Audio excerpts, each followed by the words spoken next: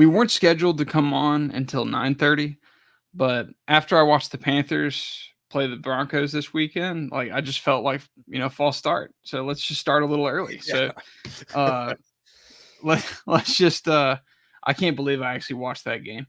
Uh, I feel like dirty, but I had Vonix in so many fantasy leagues. I was like, and he kept tearing it up. I'm like, yeah, and then Might I'm as like, well. I'm watching the Panthers. This is disgusting. But welcome to the Old Souls Football Podcast. Stephen Neal here for week 9. We are over halfway through, or almost halfway through the season. Yeah, this is the halfway point of the regular season this week. Yeah, so it's been a fun ride. Maybe not After for this, you. we'll be closer to the end. Maybe not for you last weekend. That was probably a rough go. It was fun for about 2 minutes that you had Yeah, because that's it. Yeah. that Bears game was a huge struggle for most of the game, offensively speaking, at least. Did a good job shutting down Jaden Daniels, but they take the lead, and then of course, yeah, the Noah Brown play. I think though with that play, I will always remember it as the Tyreek Stevenson play. Yeah, I know. The thing is, people are like, "Oh, they need to cut him." I'm like, "No, Tyreek Stevenson's good. Like, Yeah, he is a it's good corner. he screwed up. That was bad." But I could. The funny thing is, like, as soon as he did that, I'm like, I could see Jair doing that. Yeah, actually, yeah. They're not that different, Jair Yeah, and they talk a lot of crap, and then it's like I could see Jair doing something stupid. the thing, like Jalen Johnson talks a lot of crap too, but teams just don't target him, so he doesn't really get to Yeah, like show, his worth or anything like that. Usually if teams target him, it's like he breaks up a pass or like it's a short gain or something. So Tyreek Stevenson gets the rest of it. No, I don't know. Should I talk about the Bears now or should I wait for later? we'll wait for the show. I just Yeah. obviously that was kind of the natural talking point of last Yeah. week. That's the game everyone wanted to talk about. Like Yeah. when they were at the water cooler at work on Monday. It was that crazy ending to an otherwise kind of crap game. I didn't think either team played all that executed all that well. Like what's funny is like it was kind of billed as like the future at quarterback, and people were like, Jaden Daniels is crazy, and I'm like, he didn't play that well. I thought. Yeah. I think both defenses are good. But we'll get into both teams, the Commanders and the Bears. But I think kind of a fluke situation. Kind of it sucks for the Bears, and you'll get into how that works against them in the schedule. But so last week we did like 5 talking points, and I came up with the talking points. Week 9, it's your kind of 5 facts going into week 9. So go ahead and list your 5, man. What do you got? Yeah, so speaking of Washington, I actually start off with them. Washington at the moment, they are on pace for over 500 points this year, which is no surprise to anybody. But ironically, what maybe is a surprise is they're also on pace for only 51 touchdowns. So of the 29 teams that have scored over 500 points in a season before, the lowest amount of touchdowns to get to 500 points was last year's Cowboys, who had 57. So Washington would have the least amount of touchdowns for a 500-point team of anybody ever. They had a game. They had a game that had 21, and they kicked 7 the field other goals. day. They kicked 4 field goals. So Who's their kicker? I forget his name actually. But yeah, they've had some red zone issues. Fantasy league winner, whoever the Commanders kicker is. I don't even know his name. I should know that. Yeah, at this rate, he would win somebody a league if he continues on his pace here. But no, it's Austin Seibert. Yeah, I thought that was a kind of a unusual statistic because obviously the easiest way to build on points in the NFL is by scoring touchdowns. Yeah. And they're not doing that. They're scoring, but they're not scoring that many touchdowns, we'll say. Yeah. I think the talk around the Commanders, and like you brought this stat up, and I find it very interesting. And I knew they weren't great in the red zone, but I didn't think it was that kind of appalling. Yeah. I will say that to me is why they scream like a first round exit type team, which there's Mhm. shame in that. A rookie quarterback, right? Yeah, I don't because you think can't anybody. settle for field goals in the playoffs. Yeah, I think that's where Settling for 3. Playing a Detroit, playing.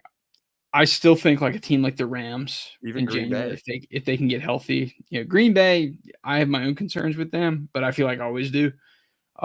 Even Atlanta, like I think there's some more veteran teams that I think are a little bit more efficient in the red zone, and that's where championships are won. Like the Chiefs play their best football in the red area, and they do it in January. So that's one thing I'll be interested to see because I think the Commanders at this point kind of looking like a playoff team, a wild card team at the very least. But Yeah. Philly's going to challenge them, I think, for the division. We'll get into that. Yeah. I think that Um, is a flaw, and that's one thing Philly can definitely say is if there's one team that definitely beats them Yeah, getting into the true. end zone and when they get to the red area, it's Philly. That's the opposite. They're the opposite for sure. Yeah. Um, Second one. the second one, Kansas City, of course. I mean, it's weird to think, but we did talk about it last week. They're on a massive win streak. Only, I think, 19 teams in NFL history have won at least 13 games ever. But Kansas City has done it with by far the lowest point differential. They're only plus 91. I mean, nobody in Kansas City is going to be that upset winning 13 in a row. Yeah. But they're plus 91, and some of that's inflated from the 19-point victory they had against Miami in the playoffs last year. Other than that, everything's been basically one-score games. Yeah, I watched the Chiefs, and it's just I almost think I just give them the benefit of the doubt a little bit in terms of like they will figure it out, and they're going.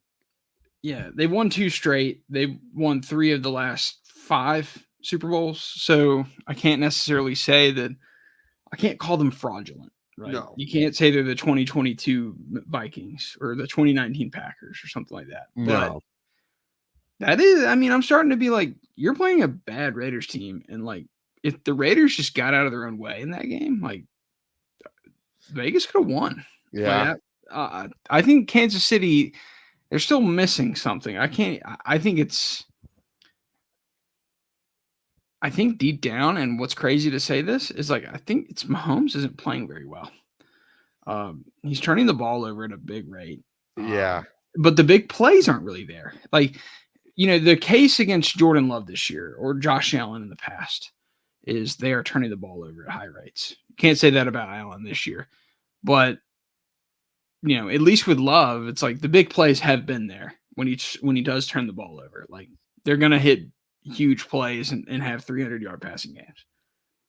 I'm not seeing that from the Chiefs offense. Like, No. and I don't think it's necessarily on him. I do think they lack a lot of receiving weapons, and they have had a lot hurt. Kelsey's a lot older than he used to be, and they have a different approach. But that is one thing I'm going to watch.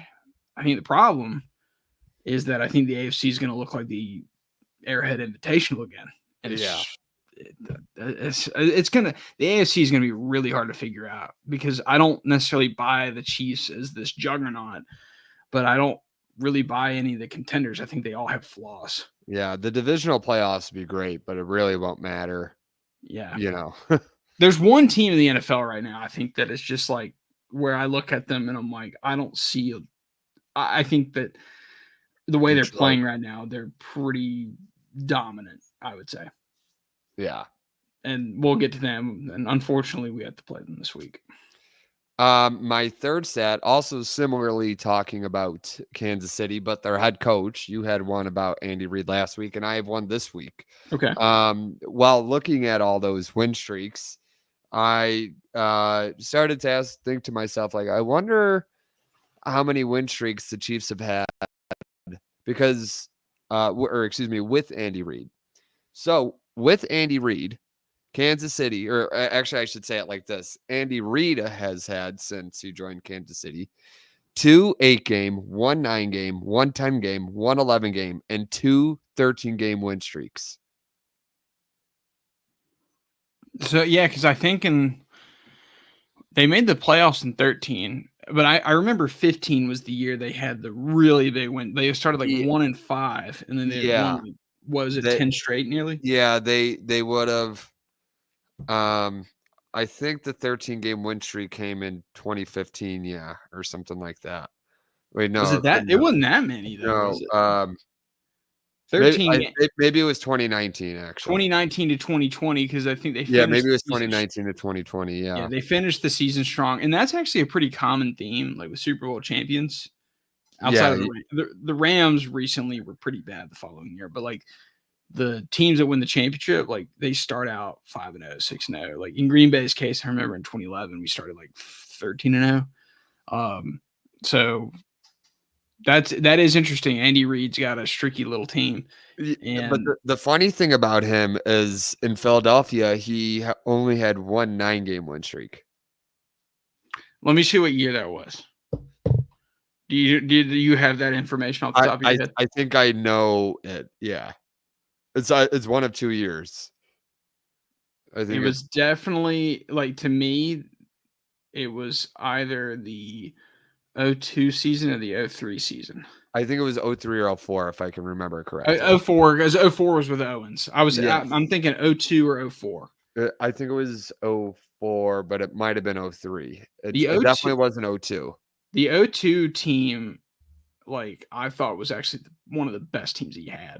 That would have Uh, been the coolest team for them to go because that was the last year they were in the vet. and it was a smash mouth team. It was like completely. It's kind of similar to what they are now. Like I feel like they're more of Yeah. a smash mouth team than they Yeah, are. they're more it's more representative of the city.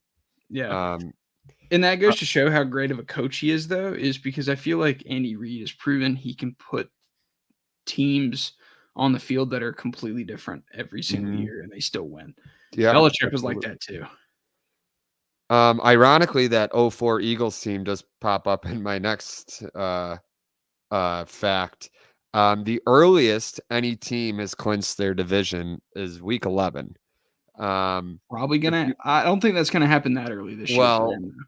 those teams would have been the 2007 Patriots, the '04 Eagles, the '97 49ers, and the '85 Bears. The Yeah, Bills would be the only team that would, or they're going to be the earliest option, but they can't clinch until week 12 at this point. yeah. The Chiefs because they had a bye week already, They had a bye week, yeah, and I and or think they excuse don't me, play the Chargers again. And the no, Broncos are actually the pretty Bills. good. I think the Bills haven't had a bye week. Miami has had a bye week. So Miami still is if Miami had another loss, then Yeah, Buffalo would actually be on pace to I mean, they would need all those teams to lose still. yeah. I Um, was talking about Kansas City because they have like Kansas City has the Chargers and especially the Broncos are keeping them at bay at yes, least. but everybody else like Buffalo Yeah. has that Yeah, done. Buffalo's got a pretty big lead, but Yes, six it and is two, and I think the next best team in the division has 2 wins. Miami's in second place at 2-5. Wow. Can we trade? Can we trade like can Green Bay and Chicago switch places with like New England and Buffalo Ah, or New England and Miami or something? it would be nice. Yeah, because it's like, wait a second. If you're Buffalo, you're like just kind of cruising. But that's the other thing is like, so many times I feel like teams that clinch that early, they don't have like the edge going into January. That's Um, true. yeah, so Yeah, I you're think not like really it'll playing for, and they're not obvious at this point going to be playing for home field advantage because they still Kansas get to City play the probably Chiefs though. they still have to play the Chiefs. Yeah, they play the Chiefs in 3 weeks. I want to say Because if they beat Kansas City, then all they would need to do is make up one more game. they'd be basically a game behind. But if they Yeah, lose to Kansas City in a few weeks, I mean Kansas City can basically wrap up the 1 seed by the 1st of December. Kansas City could basically make the trophy case for the Lamar Hunt Trophy. Yeah, it'd be the Arrowhead Invitational. Yeah, We're back to last year was a reprieve from that, but except if Mr. Worldwide gets the Steelers because right now the Steelers I think are the 2 seed in does the AFC. does Pittsburgh play Kansas City? I don't Yes, think they Christmas do. Day. Oh, that's right. On Netflix. Kansas City goes to Pittsburgh on Christmas. Oh my God. And there's Pittsburgh's another gonna win. and a primetime game for Pittsburgh. I mean, we get another. Uh And like that, I've had so many. I'm so sick for a good team, as good of a team as Pittsburgh has been this year. I am sick and freaking tired of watching them in prime time. I feel like we have gotten them every week on an island game. I don't know why either. They were Cowboys, Jets, and Giants. So 3 of their last 4 games have been island games, and 2 of them Sunday night, and then 1 of them Monday night. So and all of them, right? All of them were at home. I think that's what's messing with me. It's like they're all in Pittsburgh, so it's just like this feels like ground, and 2 of them are against New York. Yeah, it's just like Groundhog Day. Yeah, and it's their opponent a lot of the time is what's like they're all 3 of those opponents were like disappointing going into that. So it's like part of it is like I just don't want to watch the Jets. So and I'm sick of that team too. But I guess we're on our 4th one now. I'm on my last one now. Okay, so you only had 4. No, because I had the Washington one, Kansas City, Andy Reid, the division clincher. So that's 4, and then this is my 5th one.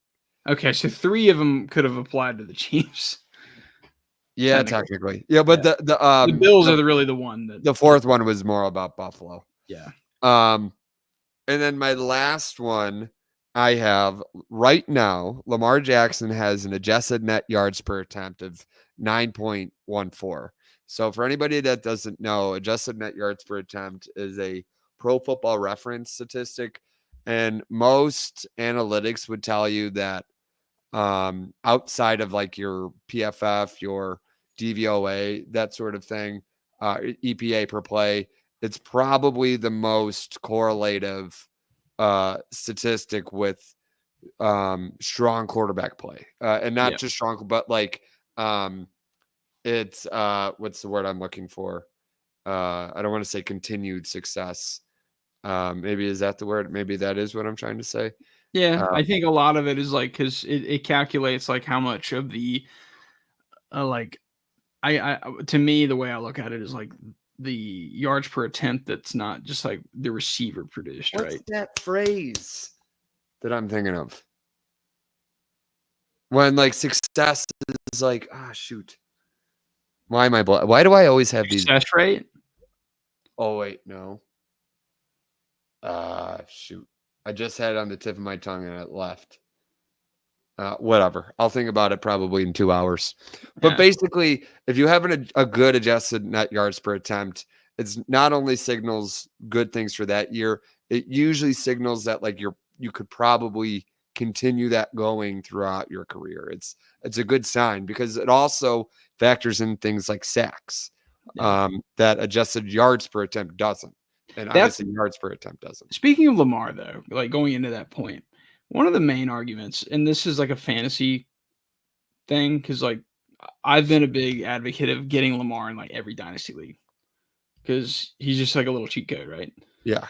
But like the main argument that a couple of people that I play a lot with is like, oh yeah, but his game won't age. And I'm like, what about his game doesn't age? Like I get like the rushing yards might not be what they are in 4 years, right? Like I get he might not run for 50, 60 yards a game like he does. And like the fantasy cheat code might go away where he's not averaging 27 points, which is just absurd amount of points. But like his passing game is definitely sustainable. And you just said it. Certainly. I'd argue right now, he's the best quarterback in the league. Well, hold on, because that's what the rest of this point is about. So it's 9.14 right now. Obviously, this is not a volume statistic, so it's efficient. It's an efficiency statistic. It is very possible that he could keep this up. Now, it might fluctuate. It could go up. It could go down. But it is very possible that he ends the season around this mark. Again, the mark is 9.14. If he were to continue at this pace, it would be the 4th best mark of all time. It would trail only, and right now it trails only, Peyton Manning in 2004. MVP. Aaron Rodgers in 2011. MVP. Can you guess the third one? Tom Brady 2007? No, it's better than Tom Brady 2007. better than Tom Brady 07, Mm-hmm. 2013 Peyton Manning? Better than 2013 Peyton Manning, but the same year. 2013. Wait, in 2013, who was better than Manning? Nick Foles. Oh, like no, as soon as I said who was better than Manning, because he was like, what did he have? Like a 25-2? It was like 27-2, I want to say. Nick Foles did the like 27 touchdowns, 2 interceptions before it got cool. Yeah, right. Because like nobody even like he got like I don't think anybody even noticed it until like December that he'd only thrown 2 picks. Speaking of interceptions, though, have you noticed like it's kind of back in vogue for quarterbacks to throw picks? Oh yeah, it is. Yeah. Like it like it's no longer like seen as such a detriment anymore. I think it's because Mahomes is leading the league, and I also am completely biased. And Jordan Love is tied for leading the league, and he missed 2 games. Brett Favre would love this. This new NFL. Well, I also think a lot of that is because like the way I look at the way I used to get frustrated at Rodgers a lot. Like, take a chance. Like, instead of throwing it out of bounds, like the way I look at it is like if Jared Goff is throwing a lot of interceptions with his type of game, that's bad because like he's a low ADOT type of quarterback. But if you're like consistently throwing the ball like with an ADOT that's downfield, right, that's deeper, you know, I'm a little bit more okay with some of those tip passes going against you. And the other thing is like, you know, some of it is a little bit fluky. I think we're kind of past looking at just flat interceptions. I think turnover worthy plays is such a great stat that I don't know why we don't just use that universally when we judge quarterbacks. It'd be hard to teach the old heads that one. Yeah, literally though, like it's self-explanatory. Turnover worthy plays. I don't understand what that means. And did he throw an interception or not? And the methodology is film based because it requires you to use the context of the play. So like somebody watches it and they're like, that should have been a pick, or that was he fumbled and he recovered his own fumble. Yeah, his offensive line fell on the fumble. Yeah, right. Like he got lucky, but that should have been a turnover. And then a lot of the old heads would hate this, but it's like, you know, a fumble, like a sack fumble, is just as bad as an interception. And in my opinion, and this is where I think worse. Dialogue has gotten so much better around quarterbacks in terms of how we grade them. But like sacks are horrible. And almost always they're a quarterback stat. Yeah. Like very rarely is it just like my lineman got beat so bad. Like unless you're playing TJ Watt or Myles Garrett every week. Like it's most often it's the quarterback held the ball too long. Yeah. Like he didn't check it down and he tried to or he didn't see the pressure or something like that. So, but that's very interesting about Lamar. I didn't know it's better than his 2 MVP seasons right now. I think just watching him play, he is playing better than he did last year. Yeah. No, the only problem is that he's on a 5-3 team right now. Yeah, but that 5-3 team doesn't feel like 5-3. No, they don't feel like 5-3, but that's how the AP voters aren't gonna. Yeah, they're probably not. I mean, I know Manning won it in 08 as a wild card team. Yeah, but Grand Slam Yankees. Oh wow! I think Goff is. I think Goff's kind of running away with it too. I think if Goff has a big weekend in Green Bay, that'll be.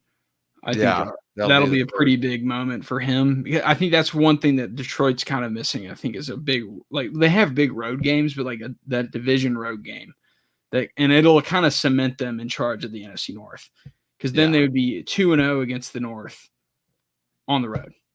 So, but you ready to dive into the games? Yeah, let's do it. Let me pull them up here. So our first game of the week. I was just complaining I don't want to watch the Jets anymore, and spooky on Halloween night. We get Rodgers on Halloween. That's perfect. Do you think he's gonna like dress up as like, you know, like when he's walking in as like like something like I'm dressing up as like the woke media or something like that, or something stupid where everyone's like, "Ah, okay, all right, Aaron." Yeah, I think Rodgers, as much as like people are like trying to find what's wrong with the Jets, right? And the funny thing about like comparing these two teams right here, which number one, surprisingly, the Jets are favored in this game.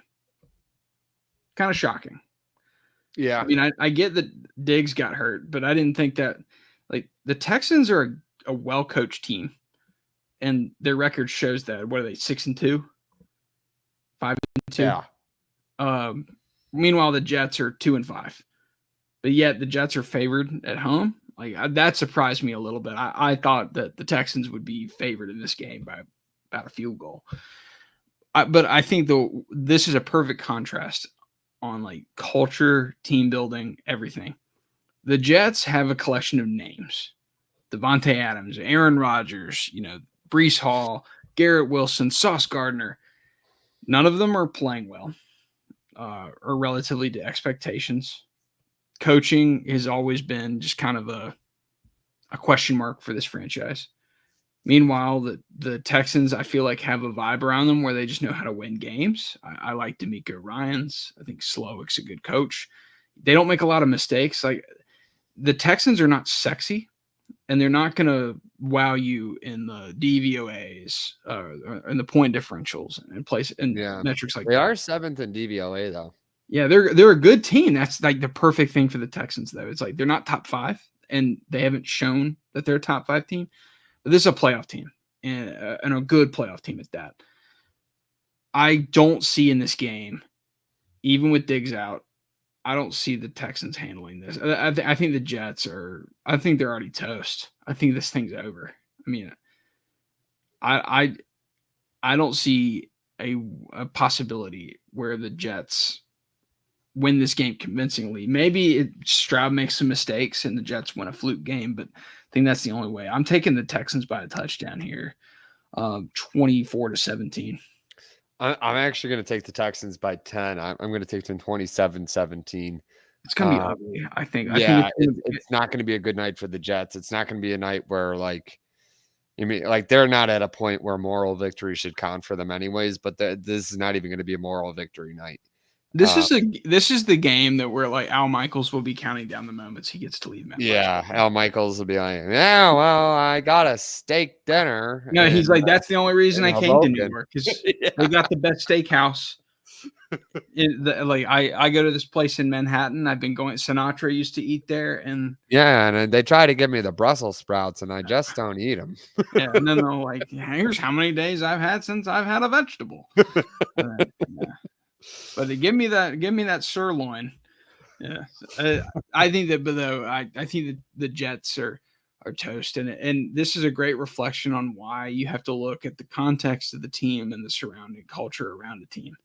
It's not just as simple as like, look at their roster, look at how many big names they got. Like, it's more than that. Like you almost have to look at like the ownership level. Like, how do these teams function from top to bottom? And like you can see the results on the field in close games where the Texans win their close games. They have a winning culture, and the Jets don't, and they haven't in a long time. So, but we're both going Texans here. Yeah, certainly. Cowboys, Falcons. I think this is an interesting game. Dallas, to me, showed, I think, a flash offensively late in that San Francisco game, trying to come back and win that game. I think they're going to be able to move the ball on Atlanta. Atlanta's defense is not, I don't think, all that great. I think it's pretty overhyped. I've been saying that for weeks. Seattle definitely showed that. I think give me the desperate team here. I'm going to take the Cowboys. They have to have a win. They're trying to keep pace in the NFC East, or at least for a wild card spot. And the Falcons are the prime team. They get a big win at home, and they're going to follow it up. Or they get a big win on the road. They're going to follow it up with a loss at home. Like, give me the Cowboys in this game, 28-24. It's a high scoring game. Yeah. I'm kind of thinking the same way as you. A similar score too. I have Dallas 30-27. I know I picked Dallas last week because I kind of felt that last week they were going to play desperate, and I guess they were desperate. It just Well, was so too is San little, too late. Francisco. And yeah, so was San Francisco was the problem. But Atlanta's going Atlanta, to be feeling themselves in this game. Atlanta's such a hot and cold team at this point. And they were lucky they didn't give away the game on Sunday against Tampa. My Um, question for you is Atlanta good?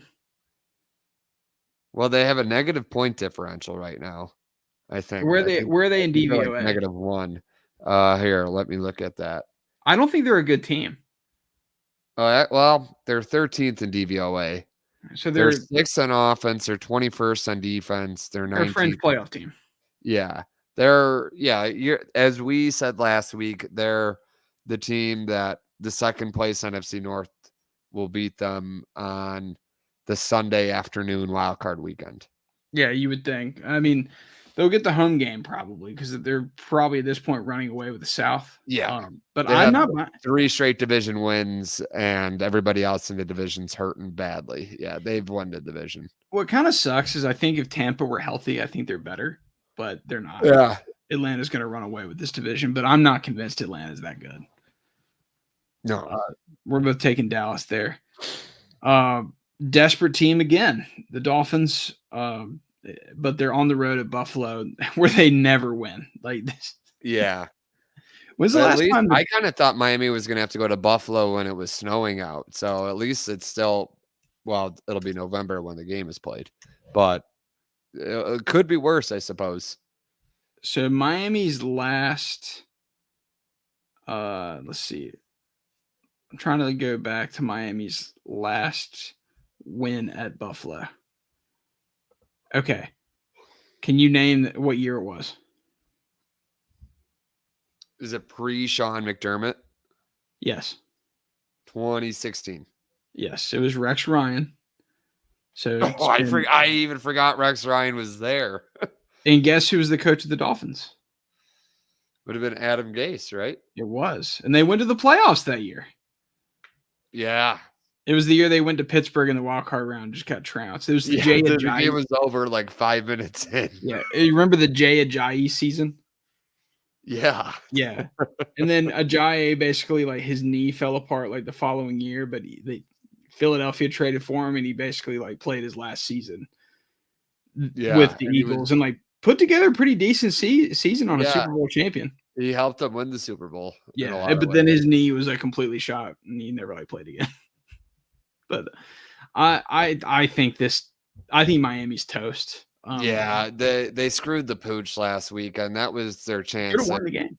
Yeah, get back into the race. And McDaniel screws up so many times. Like he draws up good plays, but it's like his game management's awful.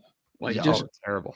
Just awful. They're not well coached. This is a team I'm thinking like when I watch them on defense, I'm thinking like, why did you get rid of Vic Fangio? I still don't get it. I mean, I know there's probably some locker room dynamics. He wasn't super popular, but their defense is not good. I think with this Buffalo team, the way they're playing right now, they impressed me a lot in Seattle. I'm going Buffalo big here. 28-17.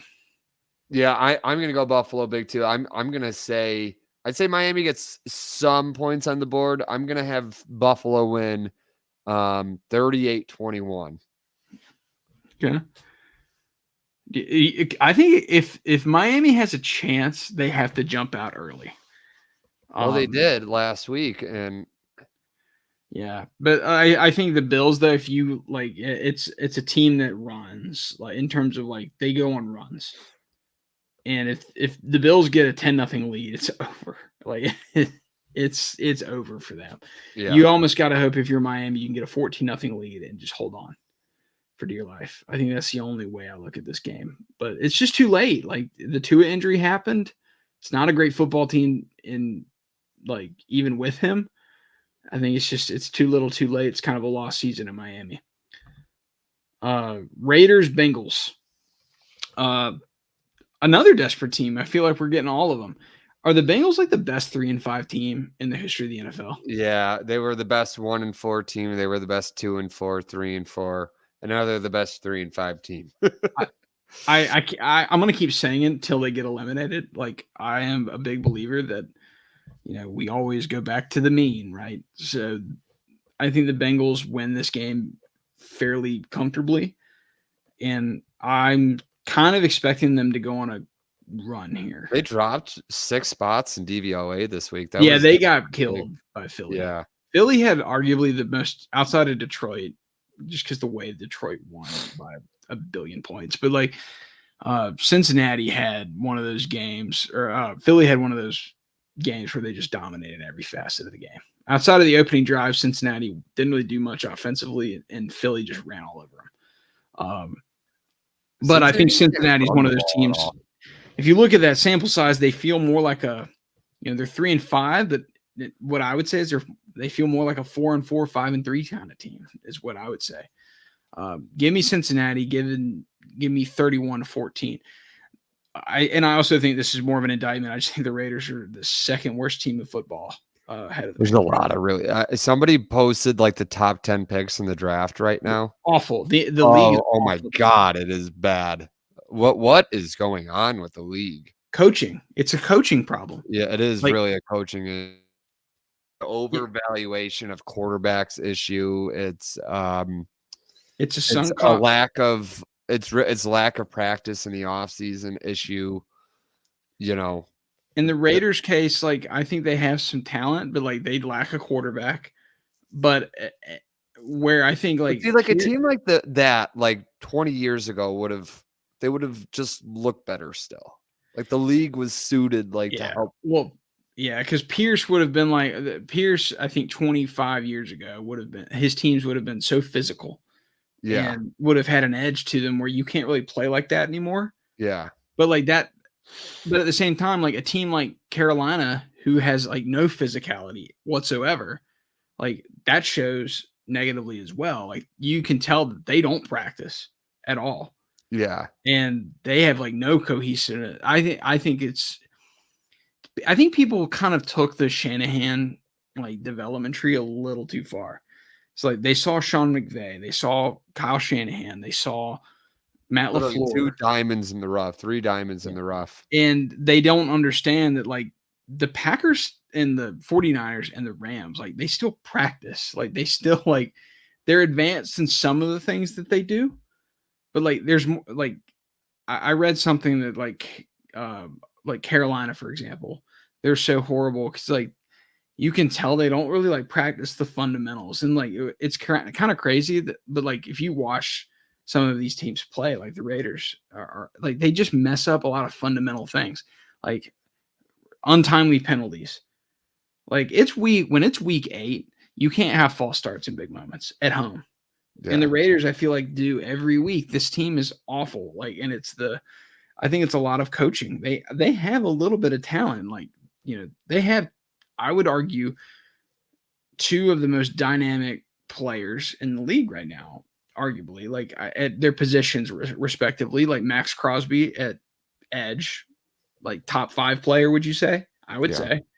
And then Brock Bowers looks like the best tight end in football right now.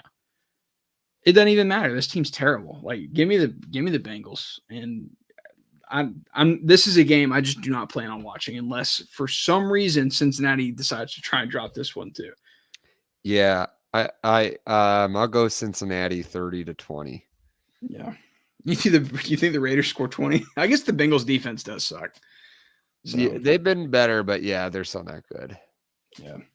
7.5 is a big number, so I think Vegas agrees with us. This game I am actually super excited for. So we said this last Harbaugh goes back to Ohio. Yeah, and beats Ohio State fans one more time. No, but from an NFL standpoint, I'm actually really excited about this game. Simply because, like, I think both you and I sort of did we predict this correctly? I think we had the Ravens winning, but we were like, Jameis brings something to the table, at least, where we will watch the Browns. Yeah, I still predicted. I think we still both Yeah. predicted Baltimore winning comfortably. But yeah, we did. I think we did mention something that they'll at least be watchable. If Watson had played, we would have had no confidence in Oh Cleveland. gosh, no. Like in the back of my mind, I was like, yeah, I'm going to pick Baltimore. And if Baltimore played them 100 times, they'd win 75 of them. So Baltimore's still better than Cleveland. Don't get it twisted, right? But at least with Jameis, I feel like they're going to be in every game. And this was the question I actually thought of today when the Colts announced that Richardson got benched in favor of Joe Flacco. With the Browns and the Colts, who has a better chance of pulling a Browns from last year and just kind of like take with a backup quarterback storming into the AFC wildcard? Is it Indy or Cleveland? Because I think if Cleveland wins this game, I think that possibility is there. Like 3-5 is not a hole that's impossible to get out of. Because you can probably make the playoffs in the AFC at 9-8. Yeah, I mean, it's just the fact that Indianapolis is like halfway there. Yeah, that's true. Because they're what, like 4-4? Yeah, so. And I think they have, and they're going to go with Flacco now. I kind of wanted to be Jameis, though. And just because it would be the second straight year it happens to the Browns after Deshaun Watson gets hurt and the Browns improve like tremendously. That's the way they're hoping in Cleveland right now, is that's the way it's going to break. I think everybody except Jimmy Haslam, because like Jimmy Haslam's the one writing the checks to Deshaun Watson. Yeah. But like the fans, Kevin Stefanski, like you have to think like everybody that actually wants to win, like probably is like, hey, let's try to make the playoffs with Jameis. Yeah. And like but the thing is like that's what I'm talking about though. Like Jameis is not one of the 20 best quarterbacks in the NFL, right? But like there's a personality to this team, at least. Like you could tell like they went out in Baltimore and that like they played hard. There was an energy around this team that hadn't been there all season. Yeah. So I'm fascinated to watch Cleveland this week, and if they win this week, they're a team I'm going to be watching for the next month, because I think that could be a team that digs their way out of basically a dead position back into playoff contention. Kind of like Green Bay did last year too. Green Bay was kind of like that. They were 3-5, 3-6 at one point, and they got back into it would be 3-6 if they won this week. Yeah. So, and then on the flip side, I think the Chargers are a team. I just aged myself there. Yeah. They haven't been in San Diego in 7 years. Yeah, too long. Yeah. So I think with I'm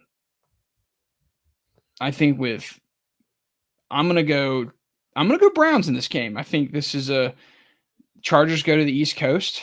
I think the Browns are a lot better than their record indicates because they have a capable starting quarterback now. I'm gonna take the Browns in an upset, 20-17. I'm still gonna take the Chargers to win this one. I think it'll take. I mean, the Browns could do it 2 weeks in a row, but I think it'll take a while for me to believe in them. I think I'm just doing it because I want it to happen. You're just wishing it. Well, and it's Jameis Winston videos and memes are just the best. Yeah, I'm gonna take the Chargers. It'll be close. I'm gonna take the Chargers 20-17. I feel like that's the perfect score for this game. Yeah. So you said what was the score? 20 to Chargers 20-17. Yeah, I went 20-17. I just I thought you said you went Browns. Okay. Yeah, so that's the only difference is like we have the same score. Yeah. We have the same. So basically, like what I have happening is that like the Browns get the strip sack instead of the Chargers. That's really the difference. Yeah. Like, and like if there's probably like a prop bet I would want to make this weekend that this game will have a strip sack. Jameis or Justin Herbert. Like, especially like having Jameis in the game definitely like triples your chances at a strip sack, because it might even be one where like it shouldn't even like it'll be like Joey Bosa is like twisting Jameis around for a sack and Jameis just kind of like flails it back. Do you remember the time Jameis got strip sacked like 4 yards downfield? Yeah. It's like I still 4 yards past the line of scrimmage, still trying to throw the ball. Somebody came I still think my favorite play in college football history was him in the Rose Bowl against Oregon, where like he falls over and the ball like just goes that way, and the Oregon runs it back for a touchdown, and they show the referee just kind of going like, "I can't believe that's actually just happened." Yeah, he in was front of like that, didn't he? me." What? Oh man. But yeah, this game I'm super excited for. I think like of the 1 o'clock games, it's a low key interesting game to me. This game is not. This is just strike it. Like how many Loser gets relegated to the XFL. here's a question for you. And like I don't care to analyze this because I don't think is Drake May gonna even play? I hope he does. Yeah, because I mean Brissett came in.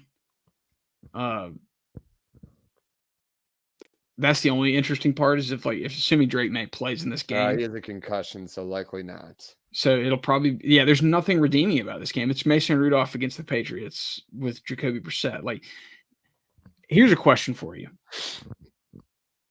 Scott Hansen in NFL Red Zone. How many minutes of airtime does this game get on Red Zone? 7. You think 7? I'm thinking 4. I think like I don't know. Just yeah, I was I'm thinking like 180 seconds. minutes. Like, dude, think about it. Like they'll show the scoring place. Yeah, Like true. they're not even, let's say, like Jacoby Brissett is inside the 15-yard line. They would have to be like on the 2-yard line probably for this game to show it live. That's what I'm saying. Like, I think all you got to do is show the highlights. Like, if something big happens, like, oh, and we just got Mason Rudolph he just got strip sacked by Christian Barrymore, and this game's so ugly. And they traded Josh Uche this week too. Yeah, the loser of this game. I mean, has a better pick in the draft. Yeah, if the Titans lose, we're already getting to that point now where we're starting to think like that. Titans lose this game, Cam Ward, Shedeur Sanders, probably looking pretty good for you. The Patriots, though, I mean, they're probably not going to be in the market for a quarterback. So if they lose this game, was it Travis Hunter, I guess? Yeah, Travis Hunter. Yeah, I don't know the edge player. I haven't really died in the draft. That's the only reason to watch this game. In my advice, I'll pick a winner. I'll take I like Mason Rudolph better than Brissett. I'll take the Titans 21-17, but I ain't watching a minute of this game. I have the same difference. So I have the Titans covering, but I have the Titans winning 17-13. Oh, one other question about this game that I got to pull something up real fast.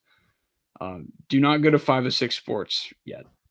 I actually have it on another tab, but I'm not looking at it. I promise. Okay. I was trying to see earlier who the game of the week was. Okay, I got it here. Oh, he hadn't uploaded it yet. No, go to the tab on the side. It'll have the announcers. You just got to scroll down to week 9. Week 9. Okay, I found it. They just haven't uploaded the map yet. Yeah. Okay. So is this oh god, this is a Fox game. Who do you think the crew is for this game?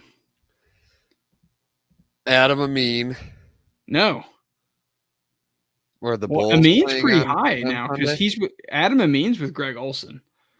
So they put them on the decent games. Oh yeah. Is it Jason Benetti? Yeah. Mark Schlereth and Jason Benetti. It's changed a lot though. Like, so 10 years ago, this is I love Jason Benetti. 100%. This is like a Sam Rosen. Sam Rosen game, yeah, 100%. But I think see, 10 years ago, this wouldn't have been a Fox game. Do you remember when Matt Vasgersian used to do like a random NFL game every now and then? Yeah. This would probably be one, like if CBS did the game. Still, like they'd bring in like Matt Vasgersian, or they bring like the voice from Madden. Like Oh, I know John Godden or Jason Brandon Godden. Gaudin, because Brandon Godden, he's yeah. the voice of the Braves. Is he really? Yeah, he does Braves for it used to be Bally Sports, but I think they're FanDuel TV now.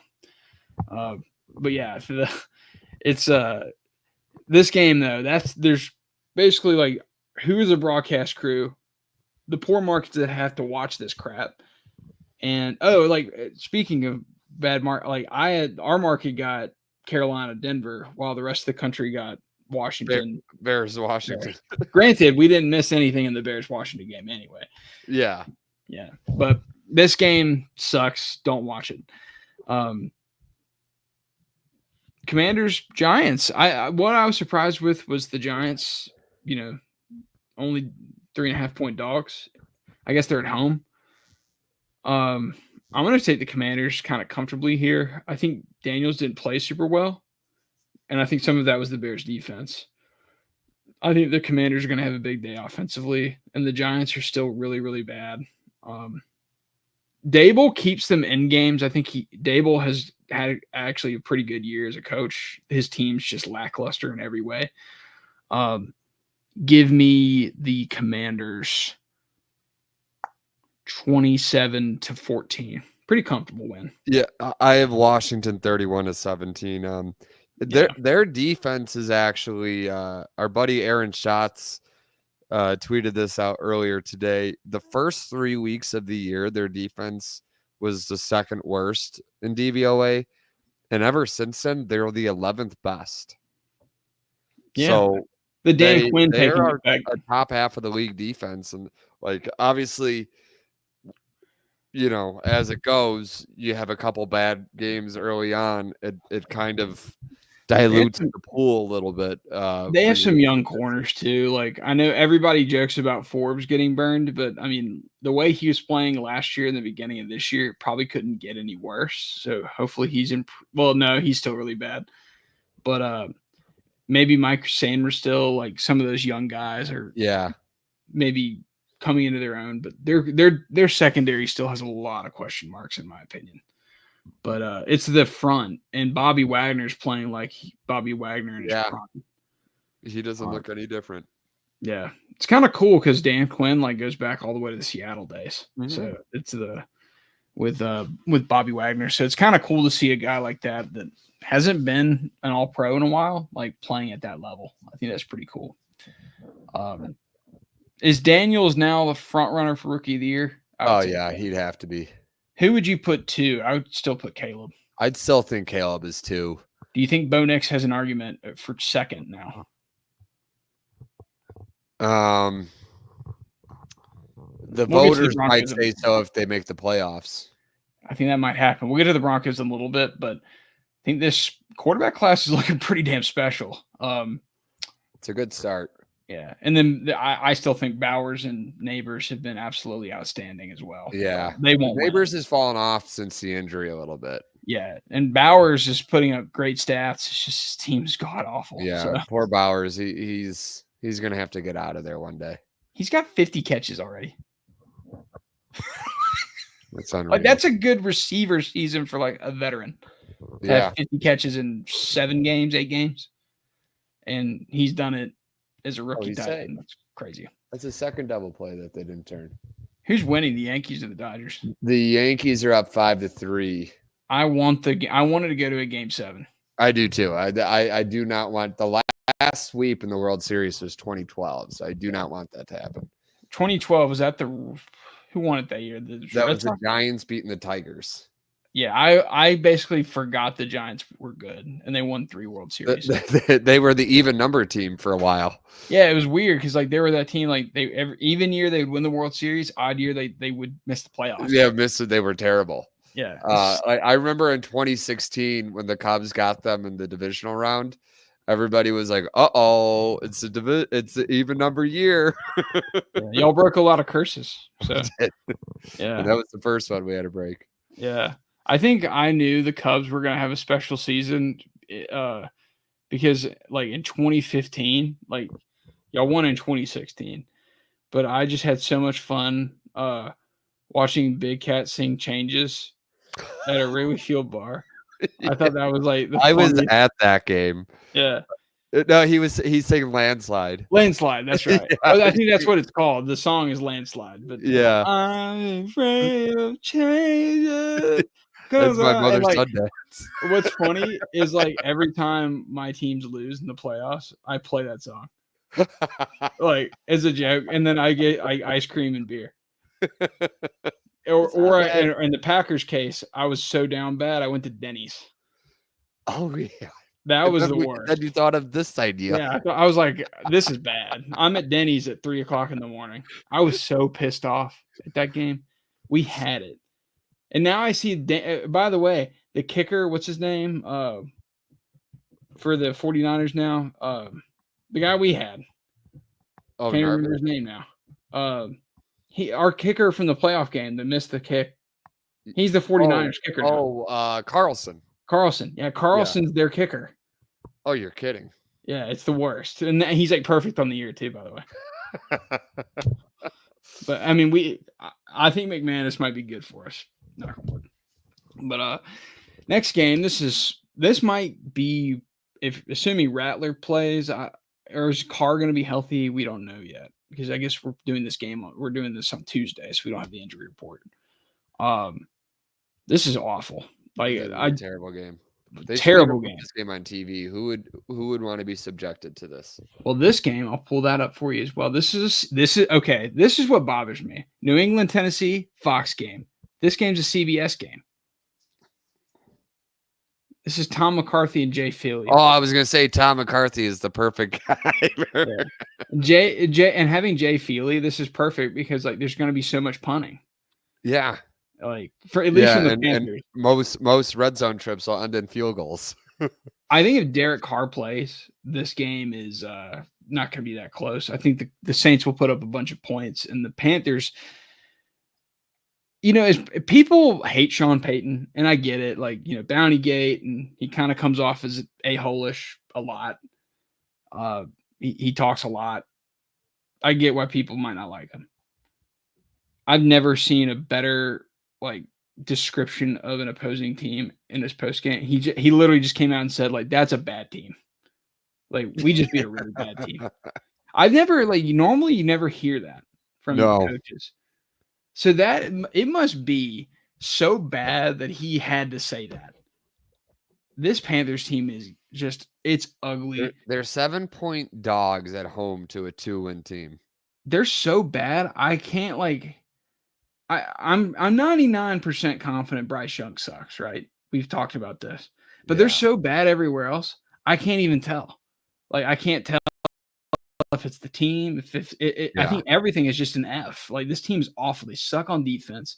This might be the worst team I've ever seen. Yeah, I was telling people, like, in the summer, like, when I'd see them at parties or whatever, and they were asking me about, like, Carolina, or what do I think, who's the worst team in the NFL. And I was like, Carolina's going to be the worst team for a good 3 years. Like, they are in the depths of despair right now. This team is, like, worse off than Cleveland was 7 years ago. Like, yeah, because at least Cleveland had draft picks. Like, this team has, they're bare. They still don't have their second round. Well, I think they have the Giants' second round pick next year. They might. What's awesome though is, by the way, excuse me, I guess this was 2022, the off season of 2022. Do you remember what quarterback they tried to bring in? In 2022? Yeah. Did they try to bring Rodgers in? No, they tried to bring Watson. Oh my God. That would have put that would have been the best. Is like, because that's the quarterback that I think could be even worse than what Bryce Young or Andy Dalton have been for them. And, I like I said, I'm convinced 99% that Bryce Young is never going to be, like, a Pro Bowl player. But, like, it's just hard to evaluate this team. They're so bad. How long before Tepper just says, you know what, I'm never going to get a new stadium in this city.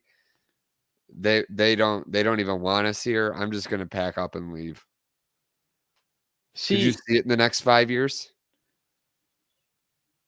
Because their stadium is 30 years old now. But that's not even true, though. I think the problem is, like, there is a market for pro football in this area. Yes. You can't put this shit on the field. Yeah. Pardon my language, but like that's the whole conversation around that is why I have a problem with like that whole idea is because it's do you think the interest is going to be better in San Antonio for this for this stuff? Like it's not. Like Mhm. the problem is like, same thing for Jacksonville. If you just start putting a winning team consistently on the field, fans will come. Like it'll happen. And Jacksonville's an even more extreme. Like, But but fans don't want to pay for a new stadium. No. Like even Kansas City doesn't want to pay for a new Yeah, stadium. and you No, but don't especially touch our taxes. That's the truth for well, and everybody. that's a political thing now too. Like people are just so tired of paying taxes for pointless stuff. And I Yeah. think like, you know, and it's pro sports stadiums I think are high on the list. Pointless, yes. But in this game's New Orleans is going to win. I think I forgot we were talking about 31-10 for the Saints. Yeah. Give me 87. No. I'll take New Orleans. I'll go 26-14. I'll give you a bold prediction too. 3 different types of touchdowns in this game for the Saints: a special teams touchdown, a defensive touchdown, and an offensive touchdown. Oh. So, because I think Shaheed will take one back. This team sucks all the way around. Like this, if that were to happen, it's this game. The Panthers are awful. Maybe the worst team I've ever watched in my 25 seasons of watching the NFL. Yesterday was my anniversary of my first game. Yeah, you have what? You're 23 now. 20. It was 23 years, so my 24th season. Yeah, so I'm 25 years now. Speaking of a team that this is actually a rematch of the 2000 playoffs, 2000 AFC Wild Card, Broncos and the Ravens. That'll be a theme we do next week. We have to name a famous matchup from previous seasons, like 20 years ago. Yeah, I like that. 9.5 point spread, but I don't think. Number one, I was a little shocked to see it was that much because I think Denver's actually the Romo Nance game. Yeah, this is actually a pretty good game. Like Broncos are 5-3. Like they're pretty good. I think it's Bo Nix is still yucky to a lot of people. I get it, and he had a big game, but it was against Carolina. So how much is that really worth to people? That's fair, but I think that I'll go ahead and break it down. And the Ravens will win this game. Give me Ravens by a touchdown, 27-20. Best offense in the league, I would say. You mentioned earlier Lamar Jackson's playing like an MVP. They're at home. I think they got a lot of things going for them. I think one of the quiet stories around the league, though, is that Sean Payton and the Broncos are outperforming expectations like exponentially. I mean, what was their over-under to start the season? Like maybe 6.5? Probably 6.5, yeah. And this team's already at 5 wins, and it's week 8 or week 9. Yeah. You know who might play himself into, ironically, the same place where he lost his only opportunity so far? Vance Joseph might play himself into another head coaching job. Yeah, it is. That is weird that Vance Joseph is the DC in Denver where he was the head coach. But yeah, I think it's, to me, like the story of the Broncos is simply like, and this is an example for the Panthers and the Jets and so many of the bad teams, is it's not just about your roster and how much talent you have. Like the Broncos they gave up so much in the Russell Wilson trade, and they didn't get a lot back for him in the trade to the Steelers, right? That was just a sunk cost, basically. They got rid of him for basically nothing, and they lost a lot of assets. This roster's still not great, but Sean Payton knows how to win. So I think that's a lesson, I think, to a lot of people that watch this sport is like coaching matters. And Sean Payton's a good coach. Like, is he great? I don't know, but he knows how to win. He has experience. Like he's an actual head coach, right? Like I said, I don't think Denver wins this game, but I think Denver is headed.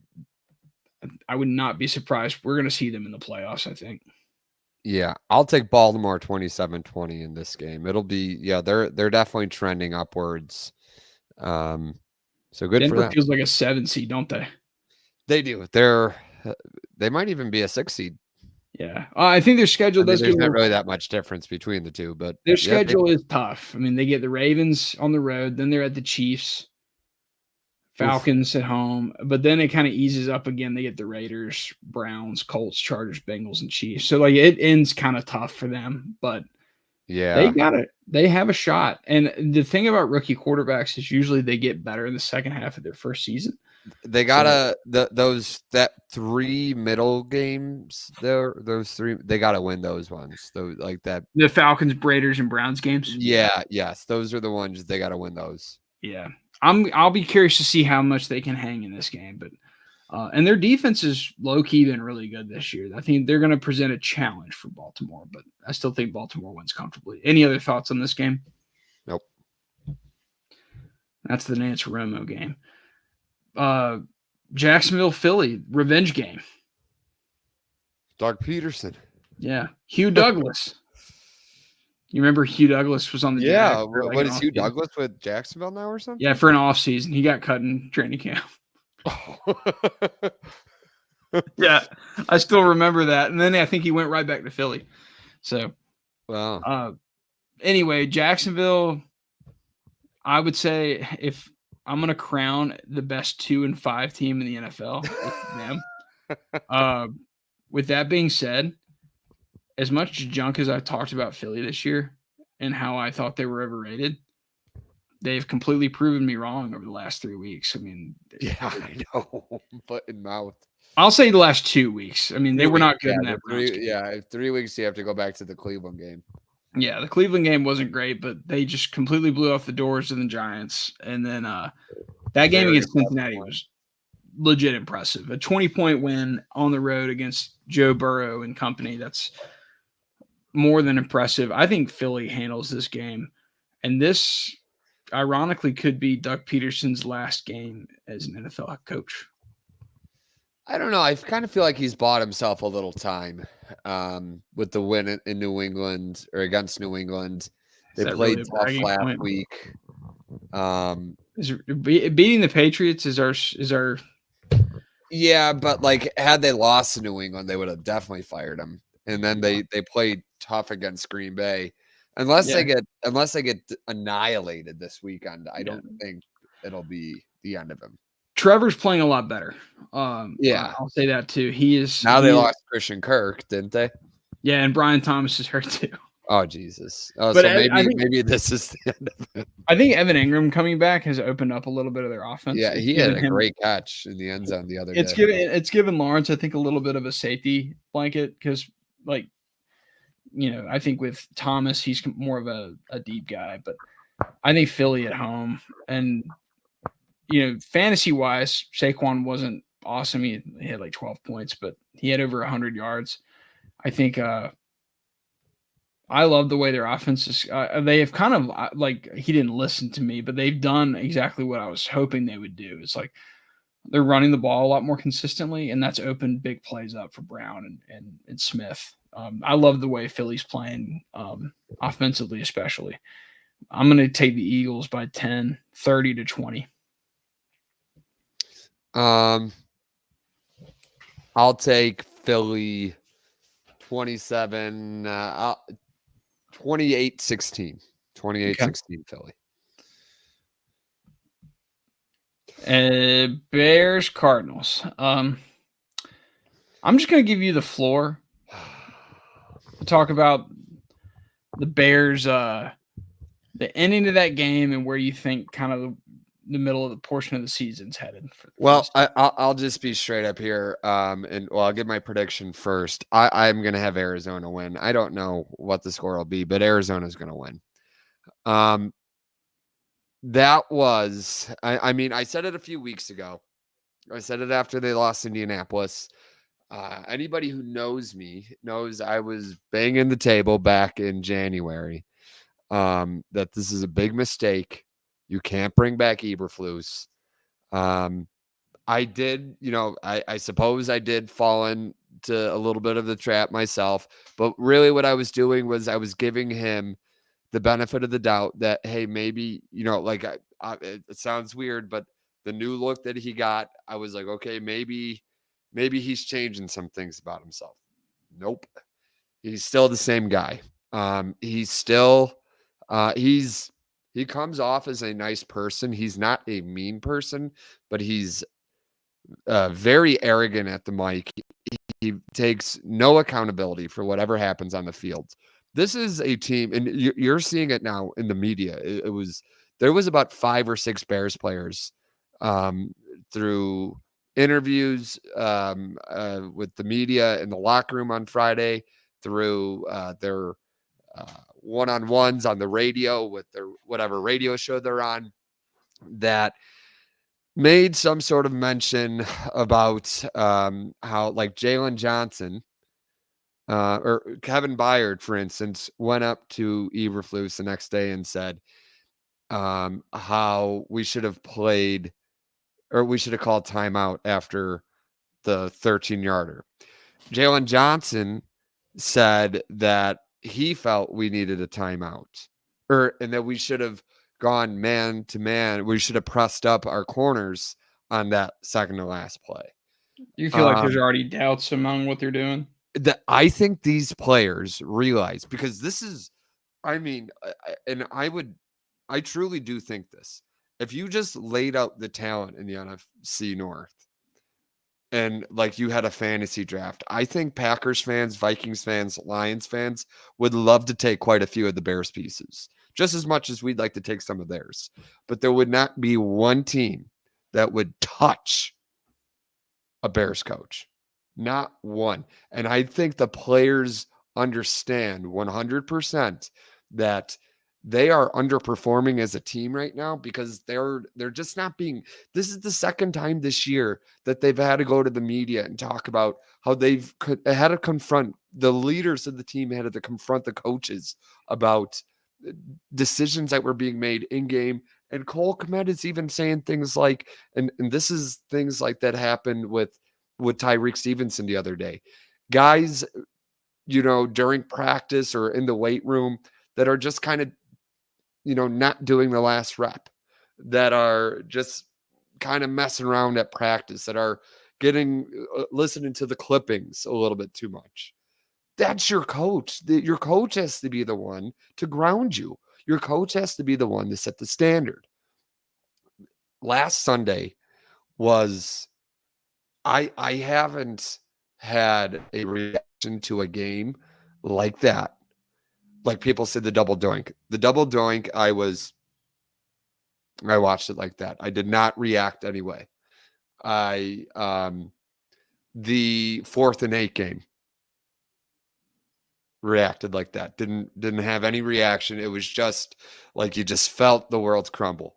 The last time I had a reaction like I did the other day was the Tebow game in 2011. I watched the game here in my basement bar here. I was standing right there. I literally hit the ground. I haven't thrown a temper tantrum like that since I was 16. That game sent me back 13 years. 13 years that game sent me back. Rest in peace, Marion Barber. Yes, the Marion Barber game. Thankfully, nobody was home. My wife and my son were out looking at Halloween houses.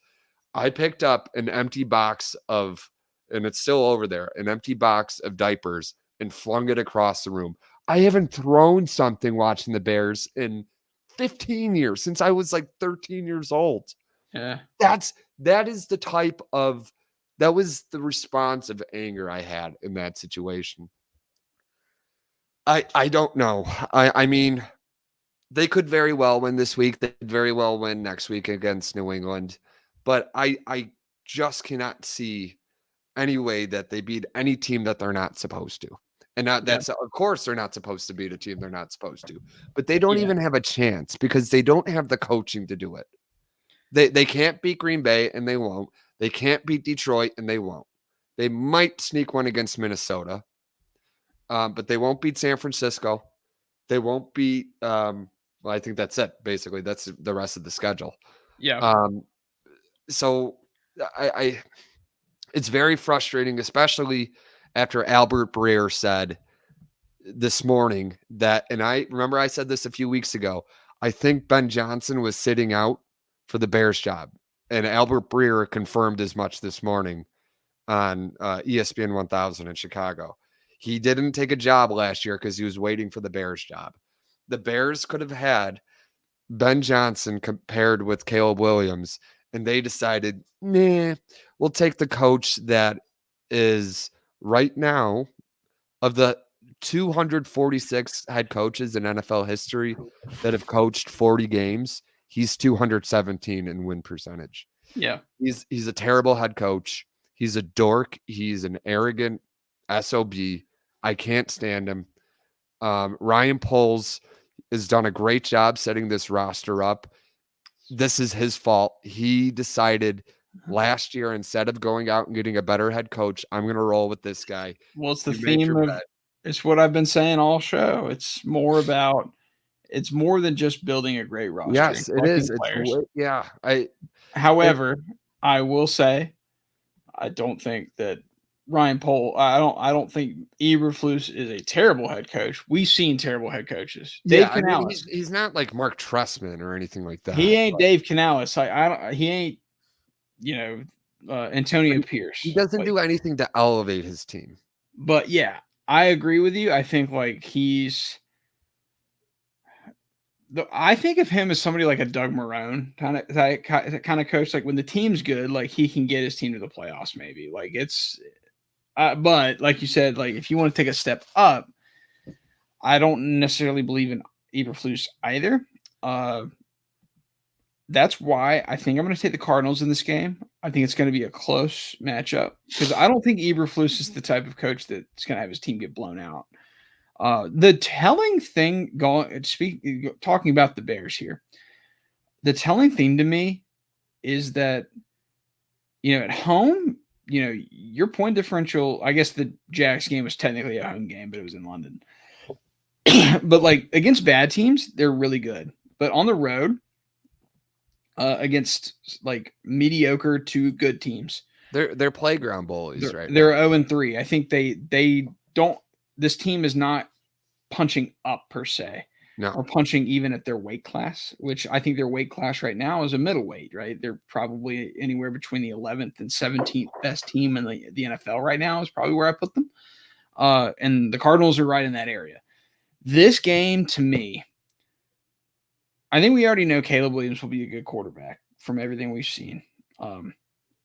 I think the Bears have a good roster. I completely agree with you. I think the right move would be to get a head coach upgrade. It's easier said than done because, even somebody like Ben Johnson, he's never actually been a head coach per se. He was part of Dan Campbell's staff, but he's called plays. But there's more to coaching than calling plays. But he could be like Matt LaFleur and come in and win right away, right? Yeah. So, which I think we both feel pretty good that Ben Johnson's probably going to be a good head coach. This is what I would call a directional game. So I think the Cardinals win, but I think if the Bears can win this game, the season's going to completely turn in a positive way where they will probably win the next two because they get the Patriots at home the following week.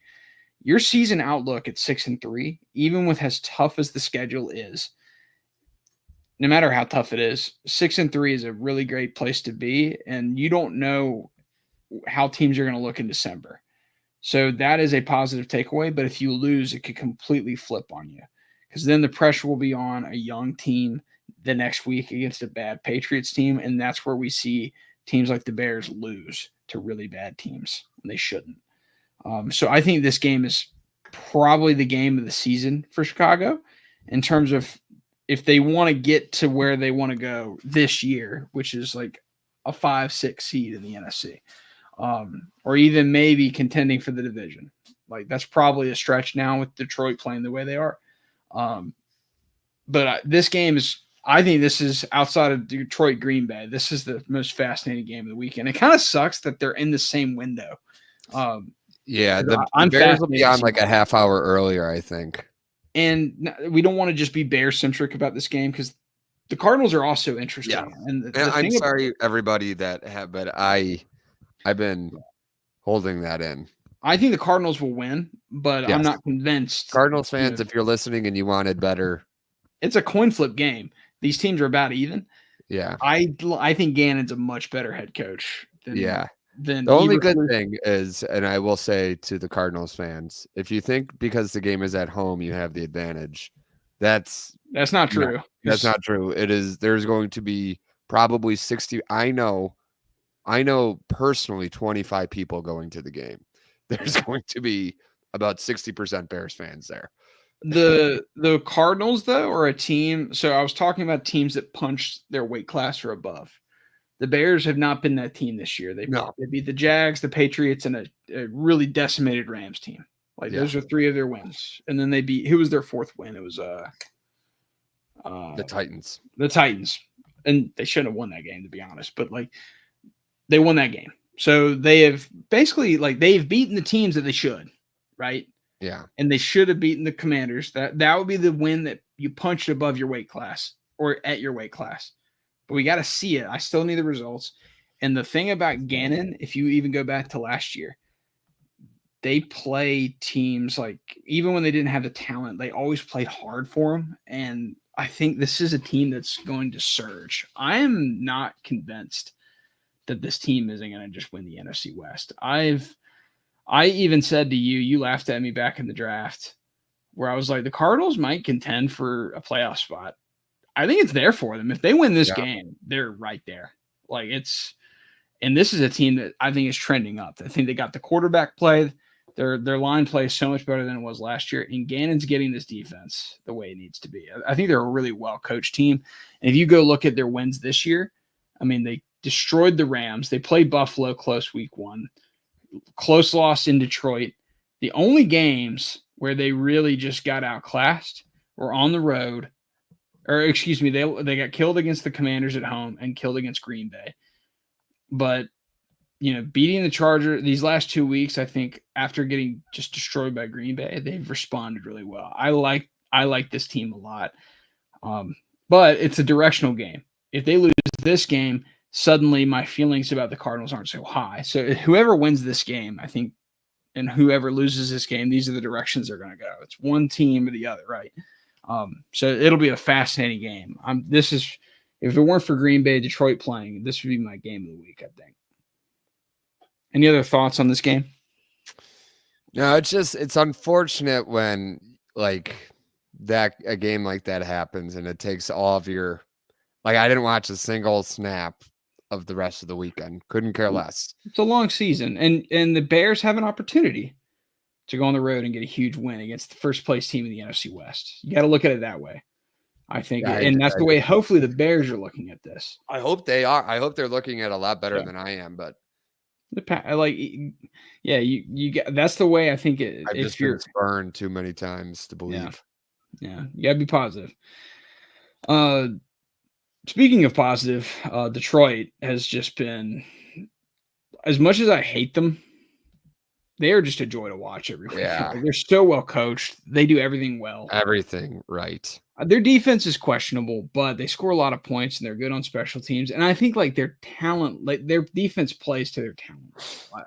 I don't think they're super talented up front right now. And I think you can run on them a little bit. But this team, I think overall has the makings of a Super Bowl contender. Green Bay, it's the opposite of the Bears, right? I think the Bears have probably as good, if not even better, of a roster than the Packers do. But the Packers are a much better coached team than Chicago. Much. And if there's a team that I think could punch Detroit back, it's this team. But I could also see Detroit beating them by 20. So that's and of course there's the Jordan Love. Is he going to play or not? That's the other angle, which we don't really know yet because it's Tuesday. So I'm going to give you 2 scenarios. We're going to assume Love plays. If Love doesn't play, this Detroit wins by 2 scores or more. If Love plays, I think it's going to be I don't think it's a close game if Love plays. I think we either get blown out like we did last year at home against the Lions on Thursday night. I want to say it was like a 17-point loss at Lambeau, something like that. Or this is a game we blow the lines out.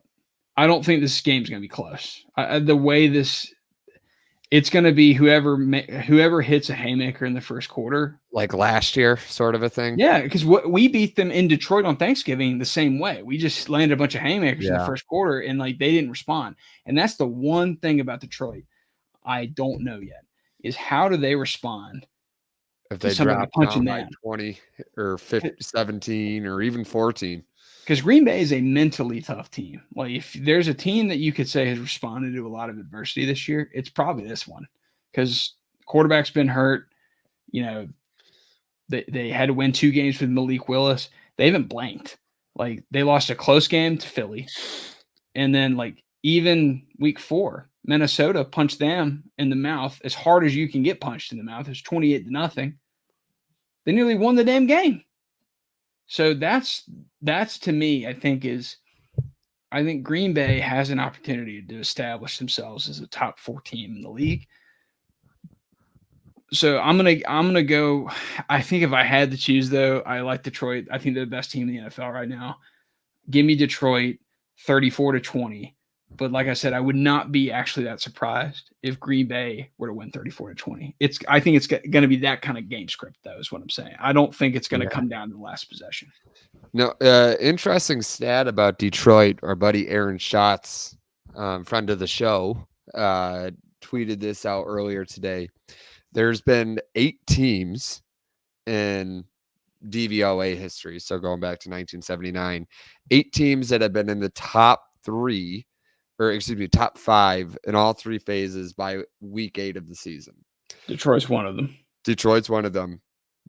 Now they're the 9th team. 6 of those teams have won the Super Bowl. I could see it. I mean, this team is so good.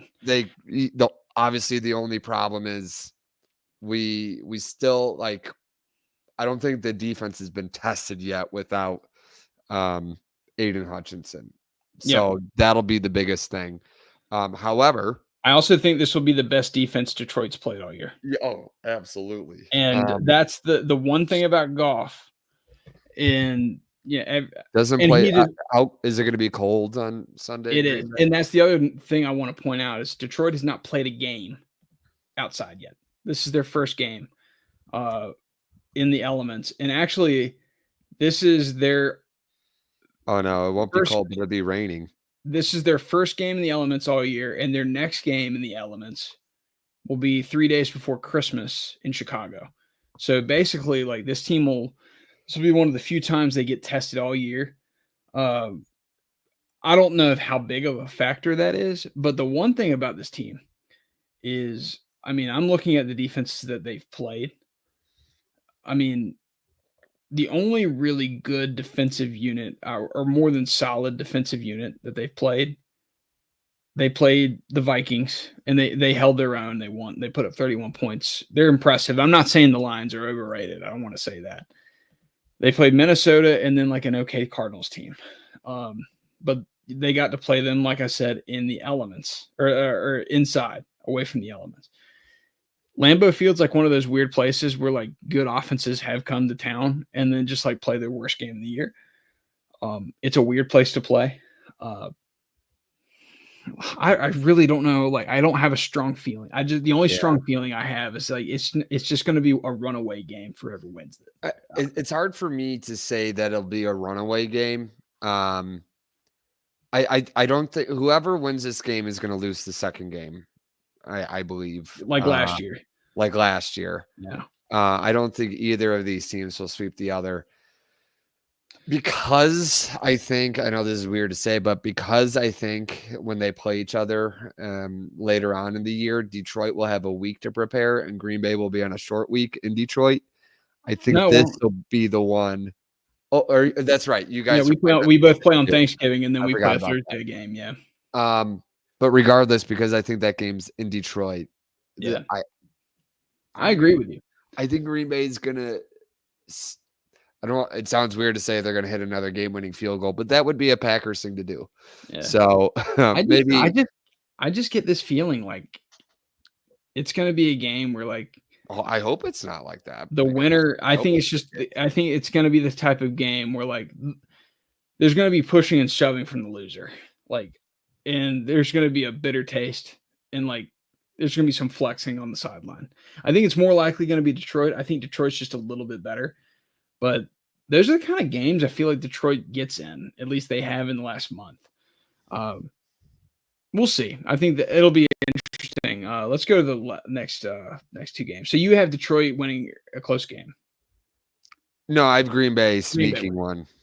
You always pick Green Bay. I do, and I was gonna go Detroit, but Detroit can't win forever. Also, yeah, that's true. We'll see. It'll be exciting. Of course, our points are completely null and void if Malik Willis is the starter. Yes, if that's the case, then Green Bay wins by 20. Yeah, Green Bay's only hope in that case is just run Josh Jacobs into the ground, which you can do against Tennessee and Indianapolis, but I don't think you can do against Detroit.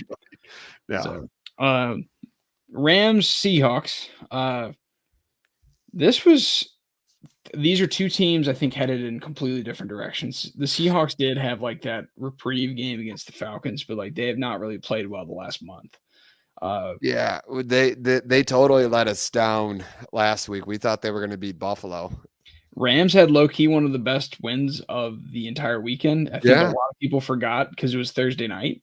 So, and Puka Nacua coming back was a surprise. Yeah, and he didn't just come back. Like they were feeding him early. So it's not like they were keeping him reserved. I think Kupp was actually a little bit more reserved than his comeback. Yeah, but he still had a couple nice catches. It was a really good win for the Rams. Yeah, Rams looked really a lot better offensively. Their defense still has a lot of question marks, in my opinion. I'm going to take the Rams here. I think I'm going to take them by a touchdown, 27-20. DK Metcalf, that's the guy I'm going to watch. Is he going to play? I think his absence was obvious last week. They don't have that dynamic X kind of receiver outside that like really threatens the defense. And I think it kind of exposed Geno Smith a little bit. He's got to play in this game, I think, for Seattle to win. I don't think he will. I think he's still probably a week away from getting back on the field. Give me the Rams. What did I say? 27-20, you said. Yeah, I think that's kind of the game I'm feeling. I think the Rams are surging. I think this is a big opportunity for them. Yeah. I was going to say that score, so I'll change mine up a bit. I'll go Rams 31-23. Okay. Any takes on this game? Are you going to I kind of agree with you. I think the Rams are starting to I think they're starting to look like they're supposed to look. I kind of want them to get back in the mix too. I think they're a fun team. I'd rather them win the division than the 49ers. So that would be not for any a personal reason that I just don't want to see San Francisco win anymore. But Joe Flacco is back. I think this is the Sunday night game. I'll say this: if Anthony Richardson, Jets quarterbacks, oh, that's true. Yeah, Darnold versus Flacco. Flacco's on the Jets. I remember that now. Anthony Richardson, he was awful. So I'm so glad he's not starting. He's 2 years away from being a year away from. Like, did you see like his yards or his completion percentage above expectation, like correlated with his EPA per play? Like he's like on the bottom left and like the rest of the league. Is he skewing the map? He literally is skewing the entire league down. He has brought NFL passing down. Like he's literally set the sport back 10 years. Like I think he's such an upgrade at quarterback for this whole offense. I think they're going to play the Vikings pretty close. I'm still going to take the Vikings to win. But what's interesting is what we talked about with this team. Sam Darnold, weather's turning a little bit, and the Vikings have lost 2 straight. I think they win this game, but like it's going to be fascinating if they drop this one, because then it gets real. It's like, okay, the Vikings have lost 3 straight. Like, is it panic time in Minnesota? Just after they started 5-0, and suddenly they're staring down 5-3. Like, that's going to be pretty bitter. And this is a big game for Indianapolis. Division's probably not going to happen. Losing both of those games to Houston. But I'm fascinated. I'm going to take the Vikings 24-21, close game. But I think the Vikings are a better team than the Colts. I am. So before I give my prediction, I do just want to say something about the Colts. Chris Ballard needs to be fired now because the only reason why he got to keep his job was because he said he was going to draft another quarterback last spring, not last spring, the spring before 23, yeah, 2023. And the quarterback pretty has bad. already failed. Yeah. So I never really understood it either because like Anthony Richardson, tons of physical gifts, but like what in college made you go like, yeah, that guy's good. yeah, that's going to translate. Like he, I really think the only reason why they did it is because Houston was going to take CJ Stroud, so they felt like they needed to do it as well. yeah, Um, but like there were other quarterbacks. I know. I don't get it. Um, Like, um, but anyways, I was watching Otani there. Um, I'm actually going to take Indianapolis because I've been really ever since Joe Flacco got into the game a few weeks ago against Pittsburgh, I think it was. yeah, Um, I've been like kind of saying like, oh, this is a much better Colts team with him. I mean, like, not to say sound like that I like am some great football, uh, you know it all or anything like that. But you're a ball knower. even last week when it was like it was going to be Richardson, was going to be Flacco, I was like, I just don't like the idea of starting Richardson. I think you got to start Flacco. I think now that they have Flacco going, and like they still nearly beat the Texans. I think they beat the Texans with Flacco last week, which really sucks for them now because now that goes to tiebreaker against Houston. But I think they are going to beat Indianapolis. Brian Flores' scheme, great scheme, but we said it last week. Smoke and mirrors. It's smoke and mirrors, and also when you get a veteran quarterback, they know how to beat that. Like Joe Flacco is not going to be that, afraid of a heavy blitz package. Like Who did the Vikings? They beat the Jets in London, right? So and the yes, Jets are discombobulated. They can't move the ball on anybody. yeah, But like they you know what's interesting is like the second half of the Green Bay game. They're since then I felt like their defense hasn't been as good. they haven't. No, like it's. Yeah, it's on. Yeah, they're definitely coming much further back down to earth at the moment. Yeah, it's like, but that's like they peaked in that first half against Green Bay, where Yeah, they're 28-0, and then forcing suddenly like turnovers and it's kind of fallen apart a little bit on them. But yeah. I agree with you though. I think they win this game. No, I think the Colts are going to win this game. Oh, you think the Colts are? That's Yes, a pretty yes. big upset. Yeah, I think the Colts are going to win 24-20. Okay, so you have the Colts, I have the Vikings, so we have a game we Mhm. disagree on. Look at that. I think Flacco is going to be like I think he's going to be able to beat the Colts or the Okay. Vikings defense. Okay. Yeah, it's a tough game. Weird Sunday night matchup too. You don't see that often. Yeah, no. Last game, Tampa, weird team. I was so high on them like 3 weeks ago, and they've just cratered. Kansas City, they're undefeated. I think 8.5 is a huge number for any team. But They'll what's probably win weird? by 1. This is I think Kansas City will win. They won't cover. I agree with you there. 27-21. I think this will be the game if the Chiefs don't move the ball consistently and have explosive plays. I think it's red flag time about their offense. I think there's going to be some issues. I think rest of season if they can't figure it out against this defense. Like I need them to win a convincing game. Like I'll never pick against the Chiefs in a big game. They're still my Super Bowl favorite. And I get it, but this is the week. I think they're at home against a team that's reeling, that's so hurt. Defensively, the Bucs have not been good this season. I mean, Bo Nix tore them up. I think Mahomes has his biggest game in the year. Make it 30-21. I think the Chiefs cover and they have a big game. Sorry. Yep. Copyright strike. Yeah, I have. I'm gonna take Kansas City. I'm gonna take Kansas City 26-20. Yeah, I just don't know what to think about them anymore. Like they're I know they're going to win. I just don't know how they're going to look. And them looking impressive at this rate would almost be, which is weird to say about a team that's won 13 in a row. Them looking impressive would almost be a shock right now because they just haven't at all.